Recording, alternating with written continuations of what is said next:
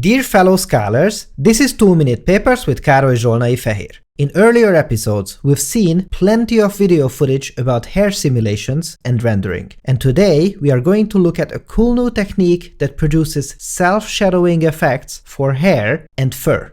In this image pair, you can see this drastic difference that shows how prominent this effect is in the visual appearance of hair. Just look at that. Beautiful. But computing such a thing is extremely costly. Since we have a dense piece of geometry, for instance hundreds of thousands of hair strands, we have to know how each one occludes the other ones. This would take hopelessly long to compute. To even get a program that executes in a reasonable amount of time, we clearly need to simplify the problem further. An earlier technique takes a few planes that cut the hair volume into layers.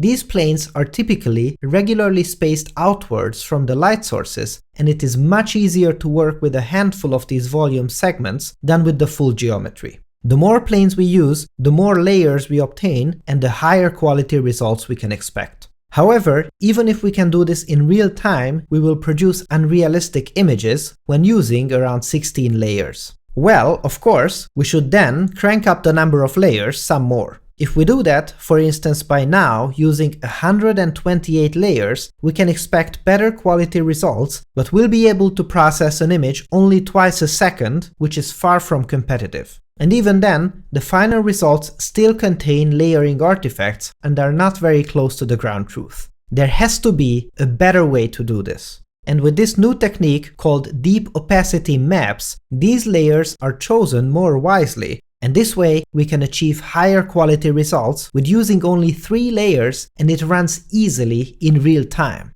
It is also more memory efficient than previous techniques. The key idea is that if we look at the hair from the light source's point of view, we can record how far away different parts of the geometry are from the light source. Then, we can create the new layers further and further away according to this shape. This way, the layers are not planar anymore, they adapt to the scene that we have at hand and contain significantly more useful occlusion information. As you can see, this new technique blows all previous methods away and is incredibly simple.